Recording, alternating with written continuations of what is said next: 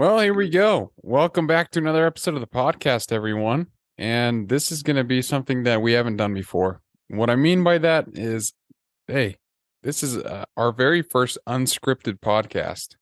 Now, the other episodes that I do aren't originally scripted with, words and an actual script that I stick to. But what I do every single podcast is I prepare just an outline so I keep my thoughts in order and I don't go off track, go on tangents like you often hear me go on. So bear with me as we're gonna go through it. But I just have some thoughts on my mind that I wanted to share, and we're gonna start that out with a story. I've always been a hard worker. Or I like to think that I'm a hard worker. I consider myself one. Anything I do, I give it my all. I try my best. It's been a lesson that's been taught to me throughout my entire life, through my grandpa, through the example of my parents, seeing how my brothers work, just kind of going through life and experiencing in that way, and just really seeing what's valuable in terms of work ethic, right? I've always wanted to be someone who people can look to and say, that guy works hard. He might not be the best at it, but I know he's given his effort. And you can apply that to a lot of different things. This podcast, I do put a lot of effort into each of these episodes, except for this one that's unscripted. We're just going for it. But I do put a lot of thought and interest into, like, the social posts that I put up, or the interactions that I have with you guys. I just really try and be thoughtful and give it effort. And it takes time. And often it's you don't see any reward from it. But what I would rather have is the feeling of satisfaction, knowing that I gave it my all, and rather than being, rather than being caught up in what I could have done a little bit better, right? So it's just having that perspective. Like, if you feel confident that you've done your best and given it your all, it's like that. There we go with tangents again, but it's like from The Office. Can't remember her last name, but Joe, when Saber buys Dunder Mifflin, she says to Michael Scott, Michael wants everyone to leave early for St. Patrick's Day. And he goes up to Joe and says, Joe, I think I'm going to let everyone go home. They've worked all hard all day. And I'm pretty sure in, like, the TV show is like 7 p.m. So 2 hours past the average time to quit working in America. Anyways, Joe looks at Michael and goes, well, Michael, if you think you can sign your name and be proud of the work you put in this day, then by all means, go ahead. And as dumb as it is, I think that's great advice. Like, if you're confident, and I tell this to people on my team all the time, is if you're confident and you feel comfortable with the work that you've put in for the entire day, go ahead and sign your name on it and go from there. And that's something my dad taught me, is whatever you do in life, be proud that your name is on, whatever you're doing, right? So it's like, he compared it to a signature. Like, anytime you sign your name, be proud of what you're doing. Be proud of putting your name on that. And a lot of being proud of your name requires a lot of effort and work. If you want to be remembered for someone who works hard, you actually have to put in the work. You can't just say, I'm a hard worker. And there's days, hey, by all means, that I don't want to work hard. Let me make that very clear. I might be one of the laziest people in the entire world. And because of that, I know that's one of my weaknesses and I have to fight it. But it's just, I'm aware of it and I work on it every single day, which is why I have to wake up and go to the gym, because otherwise I just feel like I'm living a comfortable lifestyle. And again, that's just my thoughts. You can do whatever you want and be happy with your life. But this is just me.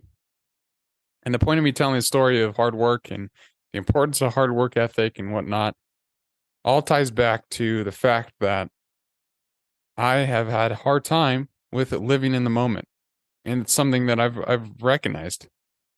I was reminded pretty recently about a cabin trip that I took with my family almost a year ago, I want to say. And we got up to the cabin. It was a time when I was strapped with work. I was starting a new job at a digital marketing agency. I wasn't too terribly happy with. And it was a big time for me, right? Because I was starting a new job. When you start something new, you want to put your best foot forward. You want to make a good impression on those people who you interact with and also work with, right? You want to be proud of your name. Like I mentioned, be proud of your name. And so I was a little stressed, right? Want things to go well, want to make a good first impression. But here I am 3 weeks later into a job, taking a vacation to a cabin. And that's not really the best thing, in my opinion, for someone who starts new. Obviously, there's circumstances, but I went up to the cabin with my family, and the entire time I was thinking about, okay, well, when I get back from work, I want to make sure that I do X, Y, and Z, make sure my manager knows I'm rested and ready to put in the effort. And I'm glad that, she gave me the opportunity to come up here and all these different things, right? So I'm trying to plan ahead in my brain while I'm driving up to the cabin, stressing out about work when I don't even have to work. And this is just a prolonging thing. And then while I'm still driving up there, I'm like, well, I'm not going to have all my exercise equipment. So I guess I'll just go on a run in the morning. And I'm constantly planning in my head and I can't stop. It's just, I'm always thinking about what's coming next. What's the next thing that I have to do in order to progress? And I quickly realized that's not a good way to live. The story continues. When we get up to the cabin, I'm trying to enjoy, spending time with my nieces and my nephews, going on swings with them, sitting in the hammock, talking with them. Honestly, if you ever need to take a break, go hang out with your little kids. Because they just put things into perspective. They don't care about anything. And sometimes you just have to take that same attitude. Like, I don't care. I'll go play in the dirt with you for 10 hours. And if I get some bugs crawling up on my my shirt or whatever, who cares? Let's just have a good time. That's like the attitude of kids, and I love it. So if you're stressed out, go spend some time with some kids. That sounds really bad. Maybe I'll edit that part out. Anyways, so going back to the story, I just started spending time with my family. And the entire time, I would talk to my dad, talk to my brothers, my sister-in-laws, like I said, hang out with my cousin or my little nieces and nephews. But when I was doing it, I wasn't there because I was thinking about work and thinking about what I was going to do when I got back. And I was trying to put so much on me, right? That I wasn't living in the moment and I wasn't taking advantage of spending the time with my family. And I really should have been, because work is going to be there my entire life, right? I'm always going to have opportunities to work, but I'm not always going to have opportunities to spend time with my entire family up at a cabin for just a weekend. Sometimes we forget about that. We lose that perspective that I just mentioned because we're so focused on other things. And by all means, I know that there's problems that weigh on people's brains all the time, and those are valid. Like, I'm not trying to discount those at all. It's just the fact that because we live in such a fast-paced world, at least this is what happened to me, we try and live in the future, right? And oftentimes it's where a lot of anxiety and stress comes from, is trying to think too far ahead. There's this guy that I work with, and he's not older, but he's around like 55, I want to say, or 50. And I'm sorry if you know who you are and I'm getting your age wrong. I genuinely apologize, but he's got a kid, and he's I think his youngest is around 5. So he had kids later in life. And his whole idea is, why rush things? Like, everyone has certain things that they want to accomplish in their life, right? We all want to own a house. We all want to get married. We all want a family. We want to have a good job. And for some reason, we've all come up with these fake timelines for them, right? Like, I'm single. I'm 25.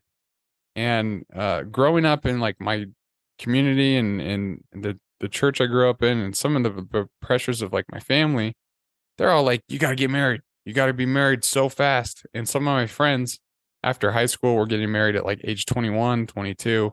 So I'm seeing this happen. I'm hearing this message, and I'm basically thinking, oh, crap. Like, I'm doomed. I'm never going to get married if this is the case. If I'm supposed to get married within a 3-year window of graduating high school, I'm screwed. Like, there's no hope for me.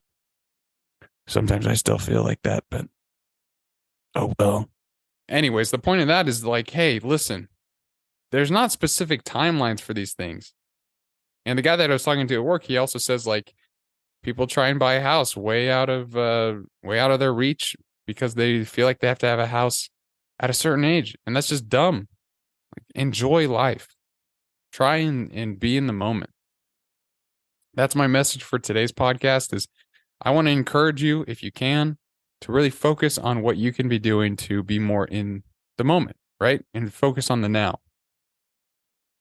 One reason that I love weightlifting and exercising is it forces you to be in the now. You try and go think about your work stresses when you're deadlifting your max or you're like in your third set of kettlebell swings. You come tell me some of your problems that you're facing after your third round of kettlebell swings. You'll definitely be shocked a little bit. You're going to try and focus on not dying instead of your problems.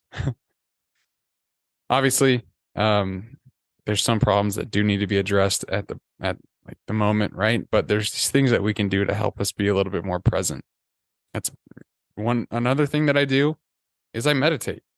And I'm not sitting on the floor, cross-legged going, although sometimes I just do that for fun. But what I do is like I'll go on a walk or just sit on my bed and lay there and just think. We just don't give ourselves time to think. And one component or one problem to this that I think really helps escalate this is social media. You jump on social media and everything has to be so fast paced. Our attention spans have gotten so bad because of things like TikTok, where you're literally watching a video for 5 seconds and then going to the next one and then going to the next one. And it's one of the only apps where you open it and it automatically starts playing. So, I mean, we don't even have time for loading screens anymore. It's like, let's just go. Come on, as fast as you can. And oftentimes that can create some serious problems. Like something I found recently is it's so much harder to sit down and read a book nowadays. I don't know if that's because of our attention span just dwindling. But I tried the other day. I sat down with a book I was interested in, one that I've kind of been waiting to read for a long time, and sit down, open it up, and I read about like 2 pages and I said, okay, I got to stop this thing. Like, I'm getting bored. And I hated that because I grew up reading books and I always loved reading books. And I've always had that chance just to decompress and really think about the things that I'm reading, right? And nowadays it's so much harder to do that. I'll give you an example of a time when I used to read books, right? I have this really random memory of when I was driving back from the High Sierras after one of our backpacking trips that we took as a family. And I was reading this book that was called Kid versus Squid. So it wasn't even like a special book or like a New York Times bestseller. My dad was a publisher growing up, or while I was growing up. And because of that, like we always got these one-off random books all the time. And it was awesome. I loved it. And because of that, like we'd get random books like Kid versus Squid, which was literally a story about some kid fighting a giant squid and somehow like followed him all over the city and whatnot. Anyways, great book at the time. I don't know. I haven't read it for a while. Anyways, but when I was in a car, I could just focus on that. And we just drove and got home and I read it even when we got back to the place. But if you came to me now and said, hey, read this book all day long, I think I might lose my mind. And it's because I've trained my brain to be so hyper focused on the future. My attention span sucks. Even right now in this podcast, like I'm trying to rush things and I just need to take a breath and slow down. But when I really started recognizing that I needed to slow down in my life is when I first started my initial sales job.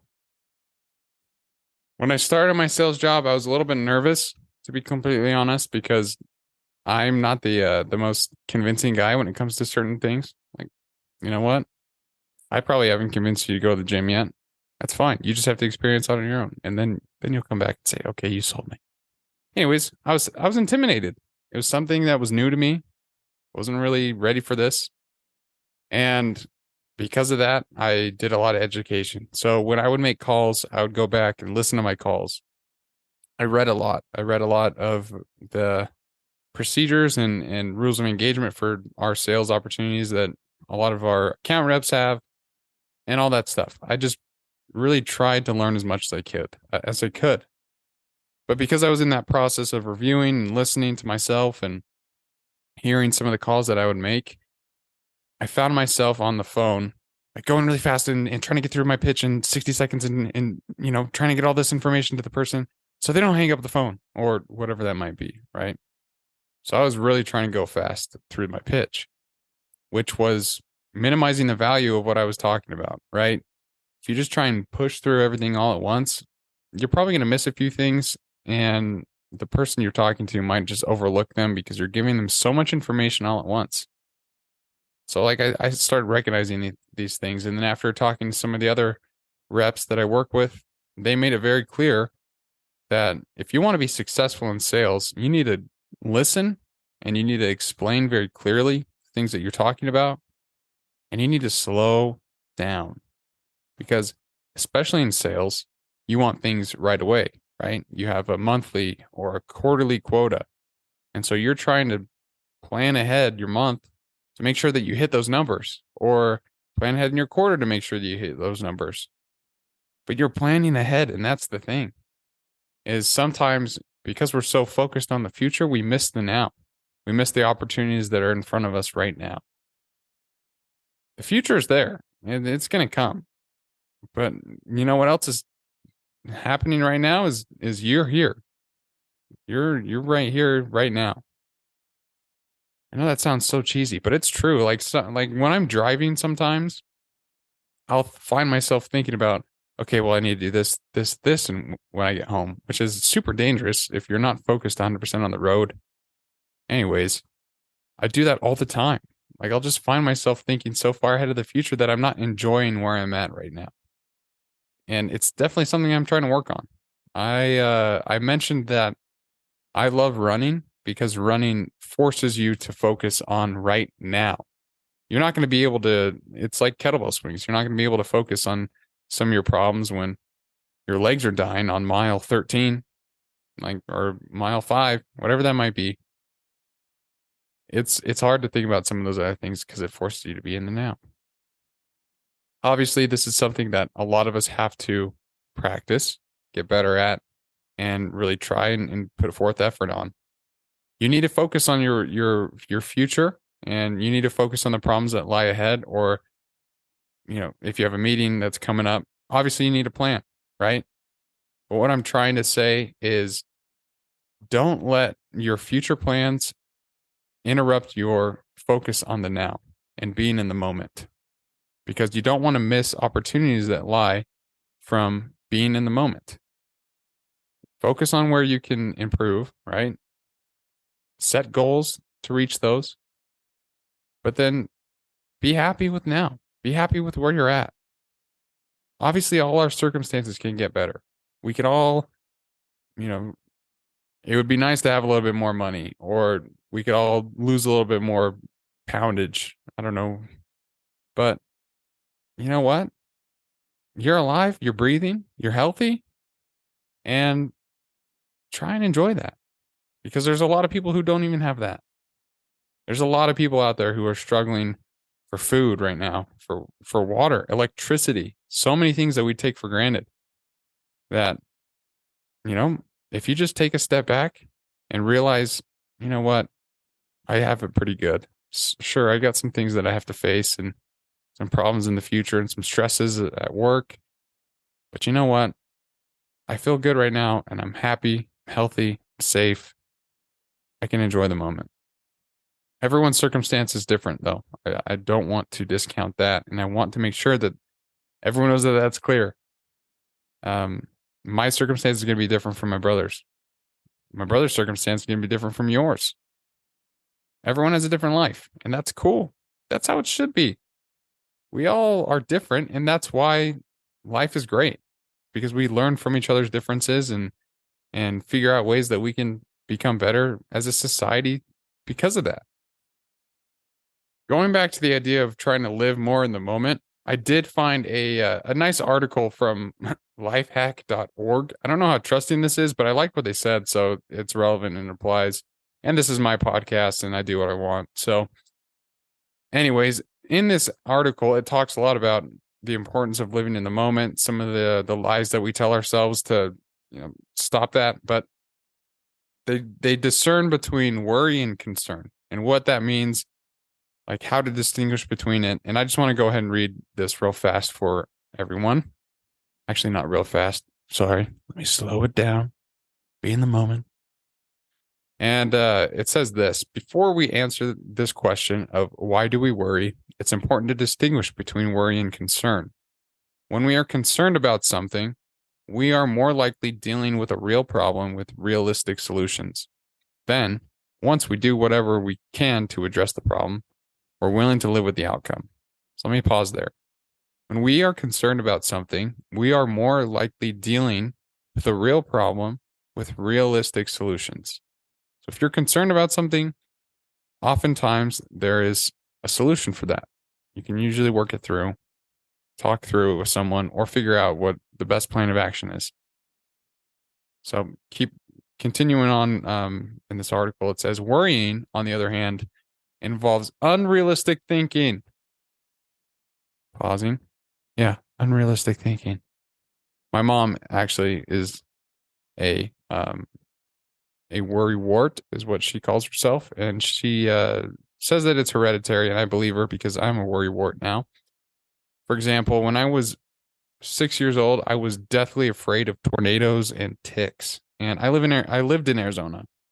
We don't have tornadoes and we don't have ticks, so I was worrying about unrealistic things.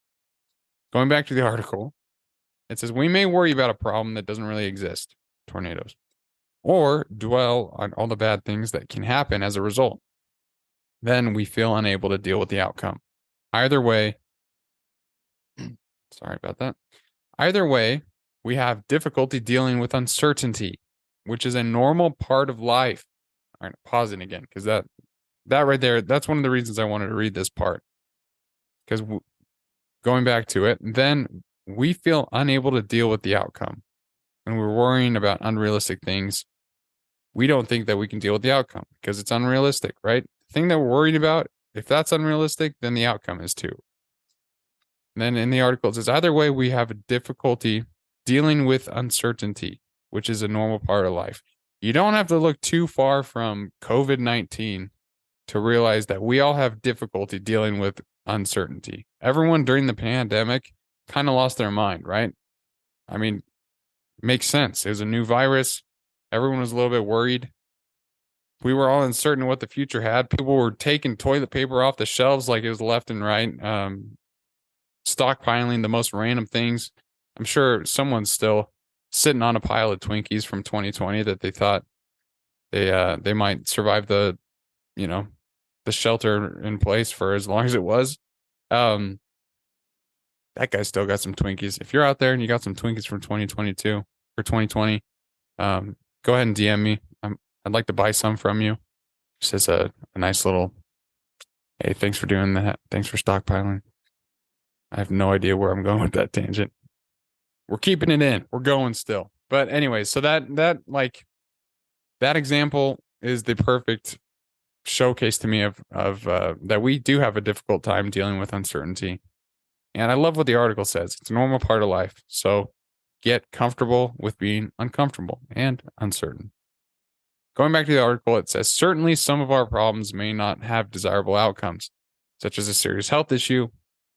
Some problems may be beyond our control. And that's all true. In such cases, it can be hard to avoid worrying, but not impossible. And this is something that I faced a lot.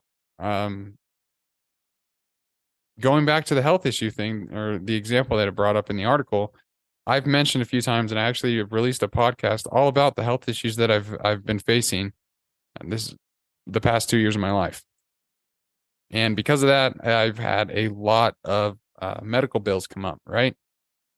The other day, I got one for $5,800 just out of the blue, right? No idea where it came from.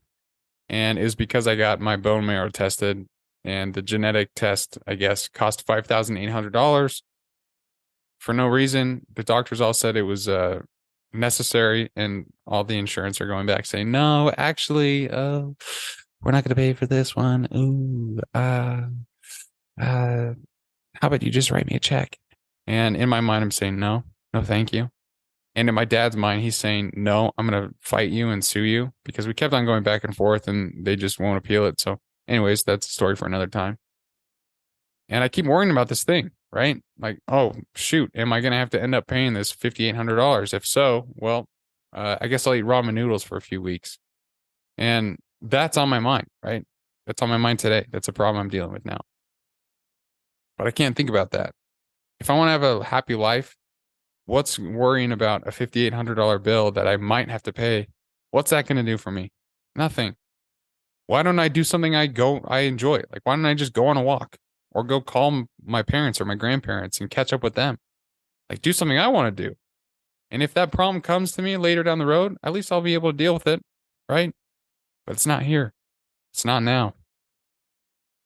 You don't have to deal with it now. It's almost like I'm procrastinating and having to deal with that problem. But the point of me telling that story is, like, there are things that are going to come up that you're going to worry about, and you just have to try your best to focus on them now.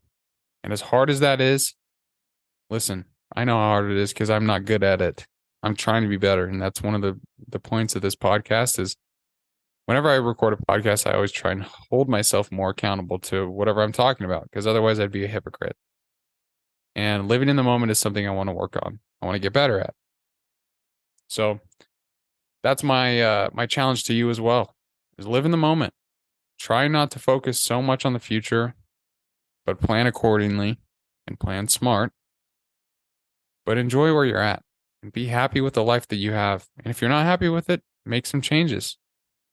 That's what's the beauty of life and meditation, and some of the things that I've brought up today, is it allows you to detach and think about the things that you want to focus on in the future, right? And where you want to see your life in 3 years or 2 years, 1 year, even a month. Where do you want to be? Ask yourself that question, reflect on it, set up your life or set up goals that you can achieve on a weekly, daily, monthly basis to help you get there.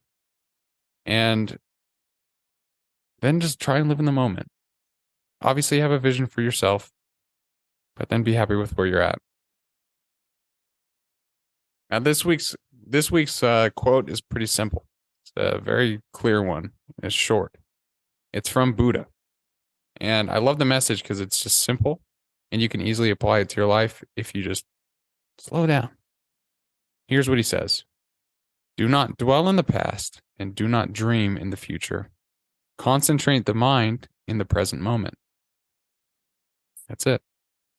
Concentrate your mind to be present in the moment. Now, I want to point one thing out about this quote is it says concentrate. What does that mean? It means it's going to require some effort. You have to really think about where you're at. Sometimes it's incredibly hard to do, and it's going to take practice. Like I mentioned, I'm still working on this. But the more that you do practice this, be more present, trying to live in the moment, you'll start noticing things, and life will just be a little bit sweeter. Anxiety is in focusing on the future or focusing on your past. It's not a way to live. That's already happened, or it's not even happened. But what's happening is right now. So focus on now. Do your best to be, there for someone else. Keep getting after it, whatever you want to do. Because the more that you are in the moment, the more that you're going to be able to put your efforts and your passions into the things that you want, because you're not focused and you're not giving your energy to things that have already happened or things that haven't. So keep getting after it, everybody. Thank you for listening to this episode. I hope it wasn't too all over the place without an outline. Like I mentioned, this is just some things that were on my mind that I wanted to bring up, and address on the podcast. And so if there's any other questions or things that you want to have answered on this podcast, follow me on social media and send me some DMs, or I often put up like a Q&A that you can ask me anything. If you need a blanket, go check out snugblankets.com. This snug lady, aka my mom, she hand sews every single one of them. They're incredibly soft, all weather. You want me to do a commercial? Incredibly soft, all weather terrain blankets last in the summertime and keep you cool, while in the wintertime keep you warm enough to keep your toes warmed up by the fire with a cup of hot cocoa. Grab yourself a snug blanket. There you go. That was my low budget commercial. Anyways, thank you all for listening. Tune in for next week when we'll be going into another one of these kind of topics, or I might be bringing on a guest. Who knows? Stay tuned. And with that, keep getting after it.